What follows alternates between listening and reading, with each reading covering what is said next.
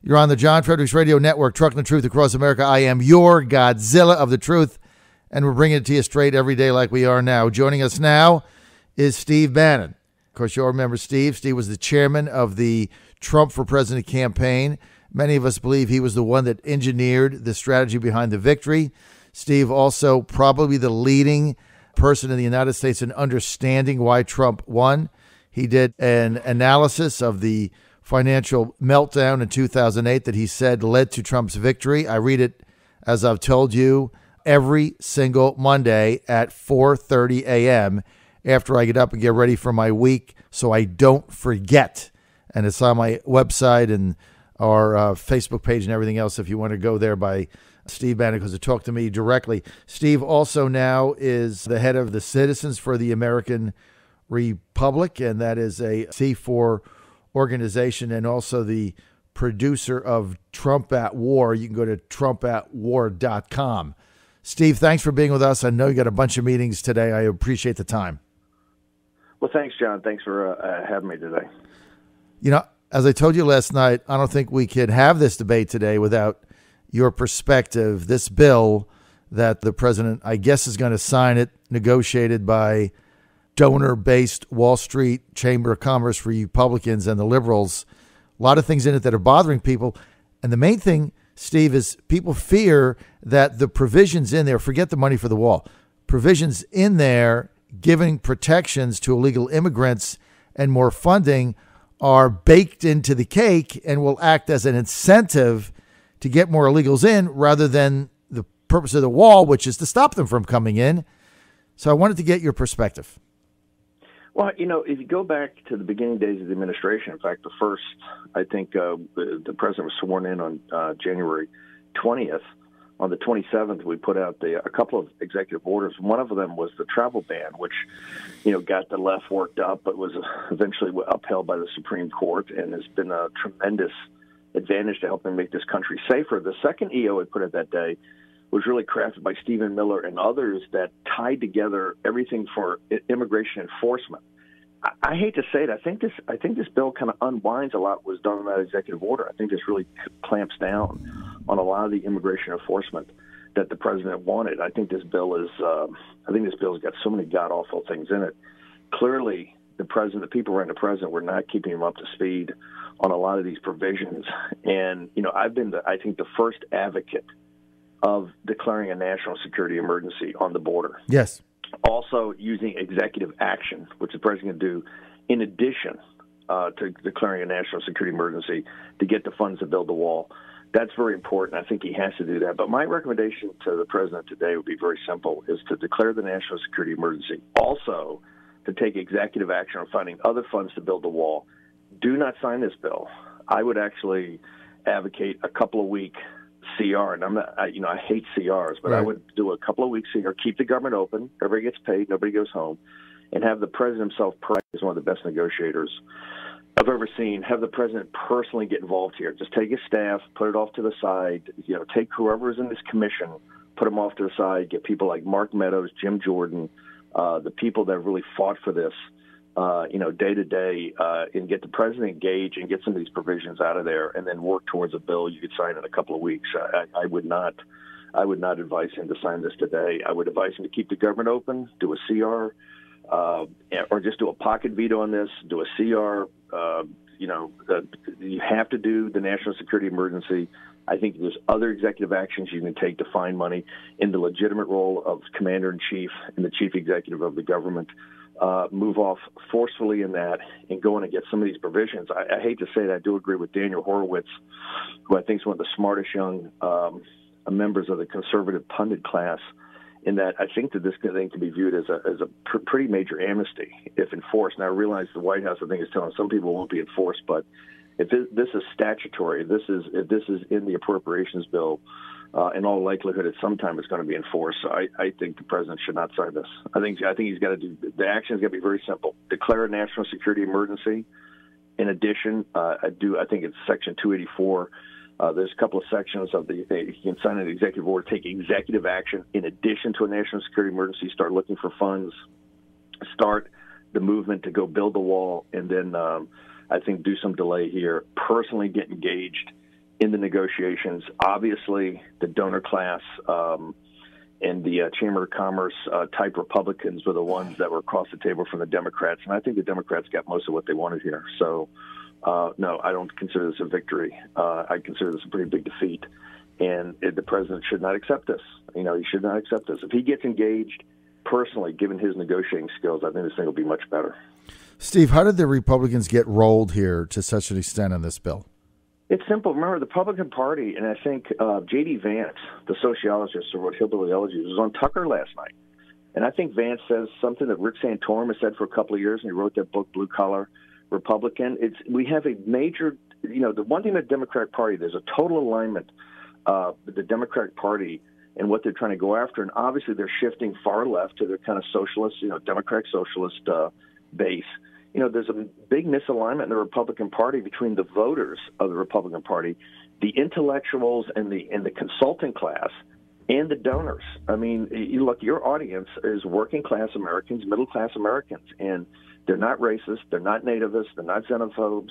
But what they want is the rule of law, and they want a border that's secure, that imposes the rule of law, and also national sovereignty.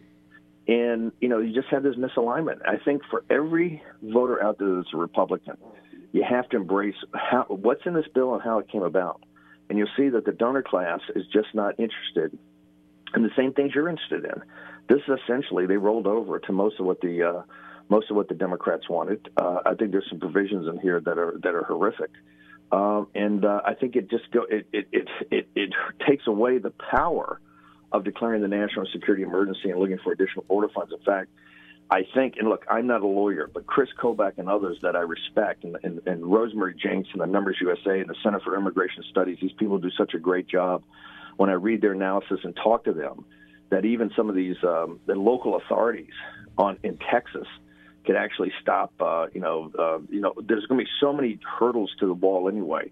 Environmental hurdles, lawsuits from the ACLU, all of this actually adds, I think, additional provisions that gives local authority and actually empowers them more. And so it makes the hurdles, even if you declare a national security emergency, it makes the hurdles for actually building a physical barrier on the southern border even that much more difficult.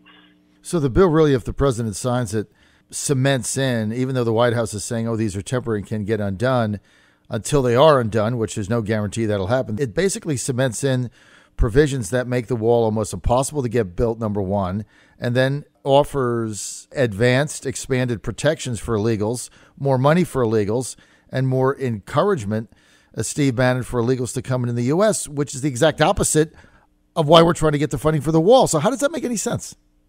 Well, that's unless it can be explained, and I don't agree with this, is this going to be temporary? If you can't get it out of this, how are you going to get it going forward? I mean, now they control the House of Representatives, right? So I just don't see the logic to this. What? I think the White House, particularly the staff of the White House, the advisor of the president, has to understand something. The base here are very rational people and kind of understand the issues. You can't really spin them. Just like, and I think this is about the this human tragedy is taking place in Central America. No one debates that it's not a tragedy and that, that something has to be done and we have to work harder with those nations down there to solve the problem in those countries. But those people, they're very rational people. And like you just said, you're just increasing the incentives to come north. And you're really increasing the incentives for the cartels. And people have to understand that cartels now make as much money or more. It's a higher margin business to do human trafficking. And I don't see how this bill takes away the incentives for the cartels. I mean, Brandon Darby and the guys at Breitbart, and particularly the people that do the Cartel Chronicles that live down in the Rio Grande Valley, they're doing an extraordinary job, and you should go read their stuff. I think they agree that this this increases the incentives to come north. So I don't know how this is a Democratic bill, and it was clearly negotiated by not hardliners in the Republican Party. As folks know, you need the hardliners. One thing I would note that's quite interesting in the Senate, anybody that's interested in the Senate and running for the presidency, and that includes Ben Sass. I think Ben Sass, Marco Rubio, Ted Cruz, and Tom Cotton all voted no, right? So that should be a big signal. A lot of those guys are not individuals who love the President of the United States. But I think looking at their political future, they all voted no. In the House, Freedom Caucus, All the people that are our side of the football on the immigration issues all voted no. I think you got to look at it, particularly the Senate. To me, that's a red flag for the president. Why did Ben Sass, Marco Rubio, Ted Cruz, and Tom Cotton all vote no on this bill? And, I think if the president, any way he can get a CR today, to keep the government open. We're not talking a government shutdown. Mm-hmm. Keep the government open, keep the planes flying, keep everything happening, get us a couple weeks CR, have the president personally engage. He's the best negotiator out there. Have him personally engage in this. Get down to the details of this, and start doing some horse trading. I think this bill can only get better. It certainly can't get any worse. I don't see where the victories are in this bill, and I think it hurts what the president's trying to accomplish. I mean, that initial executive order that Stephen Miller and others put together, that unified the ability to execute on the president's immigration policies, I think really helped over the last couple of years in enforcing what President Trump ran on and what the law of the United States says. I think it hurts us because I think it makes it weaker. In addition, I think it's going to make it more difficult what the president's trying to accomplish, which is to actually build a barrier, a real barrier on the southern border. I love your idea, which is basically a pocket veto. The president can say, like you said today, he can say, look, I've got to evaluate it. Some things in it I don't like or not acceptable, but meantime, let's do a 2-week CR and go from there. And so he's not vetoing it. John, it's 1,200 pages. The smartest minds in immigration, COBOC, CIS, they're just going through this bill right now. Remember, when we put this, the Tea Party got this provision in there that every bill had to be read, and I think it was 72 hours. Right. Let's just go back to the rules. But don't enforce this. Have a CR. Have something. We're not talking about shutting down the government. Let's have a CR. Hey, we've done enough CRs over the last couple of years, right? It's not like that's a new thing. Do a CR, but let time. Don't be in a hurry to sign this thing. But immediately call the national security emergency. Immediately use your executive powers to look for other sources of money. I think there's a couple of $1 billion that are legitimately out there that the president do outside of a national security emergency, but do both of those today. Okay, do a CR, just do a pocket veto for right now, and say, hey, it's not saying I'm not going to sign it, but we have to go through this. I want to get personally engaged. There's a couple of provisions in here that are unacceptable to me, and I want to move aside the commissioners, right, the weaklings that negotiated this, and have the president of the United States really get engaged, which is his best thing, which is negotiating. Have him engage, and let's go through the weekend and treat it like the emergency it is. Have people really working around the clock with the president engaged, not his staff, but the president personally, and let's see how this comes out. This will only get better. See, I love that idea. President Trump gets personally engaged, it'll only get better. No, I love that idea. And just let me read a couple of quick texts. Sean in Newport News says, my shipmate Steve Bannon, Sean's in the Navy, my shipmate Steve Bannon gets it. Working class Republicans just want the rules to benefit Americans and to be followed by everyone, not two sets of rules. And Christine in Washington, D.C., one of our listeners, says, tell Steve all children in Central America will be at risk if the president signs this bill because the cartels will take them because that's their permanent stay in the United States free card. Let's go to those two. Those are two average citizens, right? What we call the common man. Yes. That's the backbone of this country, and that's the wisdom you get when you tap in to the backbone of this country. Sean and Christine, two things that couldn't be truer said. People are not looking to demonize. People understand that this is a tragedy, what's happened down in Central America, okay? Working class people, middle class people are not trying to demonize these immigrants, right? We're simply saying there's got to be a set of rules. There is a thing for political asylum, right? But the rules of domestic violence and gang violence do not follow within that. We have these rules on asylum. We have a porous, open border. We have forces in this country, both economic and political forces, that want to keep it open. All working class people. And remember, the people that are most hurt by this are working class African Americans and Hispanics that have their wages suppressed because people want a bigger pool of labor. Okay, and that destroys the social services, it destroys the education, and the elites don't have to. The ruling class in this country don't have to worry about that. They get they get lower wages, higher margins, higher stock prices, and the working class people, particularly African Americans and Hispanics, get hurt by that. The other thing people should understand, this is Christine, this is now a nationwide problem. The border issue is not for the frontline states of Texas, New Mexico, Arizona, and California. It's as bigger problem in Ohio, Michigan, and Wisconsin as it is there with the opioids, the crime, all of it. And I think that, what Christine's saying is that every child now, this is back to the incentivization. Right. Every child's at risk because now you have these cartels that are absolutely ruthless and don't care anything for human life. Now, I think in this bill you've incentivized them. All I'm saying is that, hey, and maybe some of my interpretation is not correct. What's the hurry? What's the hurry? What's the hurry? What's the rush? We've done enough CRs. We've done enough CRs over the last. Continue resolutions. Another resolution for a week or two is not going to kill anybody. It gives the president time to really get the grips in here. It gets the time for the people like the Angel Moms, people like the Center for Immigration Studies, people like Chris Kobach, Ann Coulter can vet all her what she's at, Daniel Horowitz, people on the right that have done this, and American citizens. We post it, talk radio, the John Fredericks of the world can go through this. Fox and One American News, other people can start analyzing this. What's the rush? What is the rush? This is a 1,200-page bill that, look, I went to Harvard Business School and worked at Goldman. This thing's so complicated. I need interpreters like Kobach and others that are professionals to walk you through the complexity of these provisions, right, so you can understand them. I don't understand why this big hurry to get in the Rose Garden and sign this thing. Have you told that to anybody that's advising? Well, I think people. Look, the president's very savvy. He it's not. People say he wants to, coddle his base. It's not that. The president is very much focuses on what he thinks is in the best interest of the country. I mean, one of the things that Donald Trump brought to the presidency, I think, was to get out of all this political, this political nomenclature and the way the permanent political class kind of thinks about things. One of the reasons he's a disruptor, he brings this innate common sense and business judgment, which is folks out there listening understand is very different than the way politicians think. He's got a very common sense approach to this. And I think that, he's getting this. And look, he's got a lot of forces at play, a lot of pressures on him from different angles. I hope in a clear moment, because I think here's the logical thing, and they're all saying, "No, you can't do a CR, you can't do a CR, can't do a CR." Well, listen, we've done CRs for years now, not just in the Trump administration. It was done in the Obama administration, and it's before that. I mean, we've been doing them forever. Resolution that goes for a couple of weeks to just calm things down, so you can take a look at it. Leslie in Alabama says Bannon for president 2024. So there you go. You got a fan there, Steve. Well, thank God I'm not a politician, but Leslie.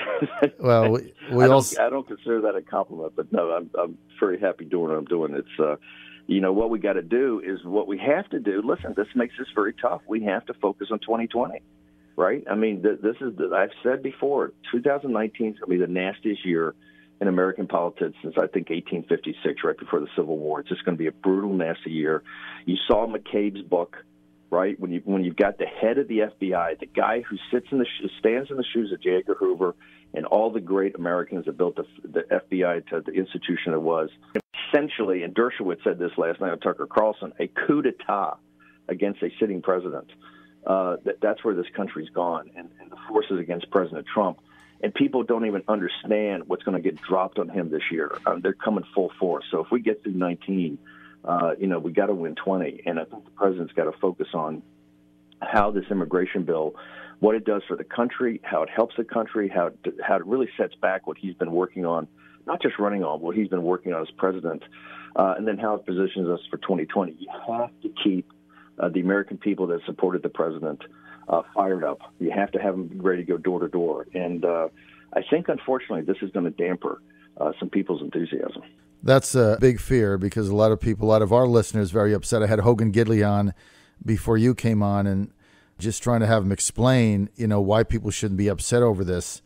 Steve, I know we're almost out of time, but I've just got to ask you one other question concerning the Rod Rothenstein wearing a wire coming into the office. First, he denied it, but now second person has said he was serious about it. We got the book coming out here by McCabe, who's part of the Virginia scandal with his wife, Dr. Joe McCabe, running for state senate, Terry McAuliffe involved in that. You were in the White House, Steve, you were in the West Wing while they were actually they were scheming to oust the president. Were you aware of any of this that was going on while you were actually advising him there? Well, it's pretty well documented that I was the leading voice not to fire Comey. If you hadn't fired Comey, you'd never gotten a special prosecutor. You never had any of this obstruction of justice stuff. I thought the Comey investigation had absolutely nothing going on with it. There's no collusion with the Russians. Let it play out, right? Let it play out. But once you fire guys like Comey, you see what happened. I mean, if this book's true, if McCabe is the 60 Minutes interview and in the book, I think if the president's supporters out there couple this with that anonymous letter, which was really written by people in his administration, Republicans, that if you take the anonymous letter, if you take what was called the Committee to Save America, which was McMaster's and this crowd, Gary Cohen, that was so proud about trying to stop the president, the Committee to Save America that came out via Axios and Politico in the summer of 2017, the anonymous letter, and then McCabe, you start to understand the forces that are aligned against President Trump. And this is not even the Democratic Party and the opposition party media, right? This is just members. I don't want to call it a deep state. This is members, because it's not a deep state. It's in your face, okay? This shows you the apparatus that's aligned against the president. I would hope that the president today, when he considers signing this bill, understands that the people that have his back, and that's the working class and middle class that made him president of the United States and the greatest come-from-behind election in American history, the people that love him, the people that support him, the people that pray every night for him, that have his back, understand the forces aligned against him, and understand that those people are not his allies and they really don't have the best interest of the country in mind. And that's why today he should put this in his pocket, say, I got to review it. Let's do a CR tonight, and declare a national security emergency, to use the executive powers to go look for other money and start to get some order in this thing, because the McCabe thing is absolutely shocking. I've said, and I said this on the HBO show, The Circus, that this is the equivalent when the military, the Union Army, tried to have a coup against Lincoln right around Antietam. And this is the most serious thing, I think, a crisis it shows to the American government when the FBI senior leadership, the senior leadership of the Department of Justice, right, then you add on the Committee to Save America, and you add on the people involved with the anonymous thing, you see the forces inside the government. And this is not, I'm not a conspiracy theory guy, never have been, very open I'm not. But this is not Public's book, right? This is talking about Rosenstein. This is the letter signed by put in the New York Times that they did due diligence on. This is Politico and Axios and people that never denied this committee. This shows you the forces aligned. And that's not even the progressive part of the Democratic Party or the opposition party media. This is Republicans. Yes, I think we're in a crisis. I think this country's in a crisis. I think this, just like Brexit, the establishment and the established order is not going to pat you on the head because you won an election and say, this is terrific. Here's the keys. Go do what you want. Go drive. They're not going to do that. Every day you have to fight. Today's another fight. And I hope that the president, in a clear-headed moment, just says, let's have a CR. Let's get our hands around this thing. Let me read this bill with some experts. Let's go through this thing and the complexity of it and see how it all ties together. And then if he personally gets engaged, given his negotiating skills and his knowledge of the subject matter, I think this thing will pretty dramatically change. See, Steve Bannon, we're out of time. This is why you have to come on our show on a regular basis, right? Because in 25 minutes here, you've summed the whole thing up, gave the blueprint, and gave everybody a hope and a pathway for the future, because you were there from the beginning. So that's why you carry so much weight and authority, because you were there at the beginning and you understand the genesis, the embryo of this movement, which was the 2008 financial crisis, and just what you just said. I mean, it was the working men and women, blue-collar people of this country who believed in this man and put him in there. And now, if he signs this thing today... Look, if you take the common wisdom of the people that texted, right, just some random folks on their way to work, right, this country will be fine. I've said this for all the time. If you give me the choice to be governed by the first 100 people that show up at a Trump rally in a red ball cap, or the first 100 people that text into the John Frederick Show, versus the top 100 partners at Goldman Sachs, or the first 100 guys that go to Davos, to the World Economic Forum, the Davos men, I will always take the former, because the common sense, the humanity, the grit, the understanding of human nature, and the common decency of those folks will always win out. That's the backbone of America. That's why we've always made the right decision in the Revolution, in the Civil War, the Great Depression, World War II, and now in this fourth turning in American history. You depend upon the working class in this country and the middle class, we're going to be just fine. Steve, we're out of time. Thank you very much. Steve Bannon. Thanks, brother. Thanks for having me on. All right, Steve. Thank you. Really, really appreciate it. Citizens for the American Republic.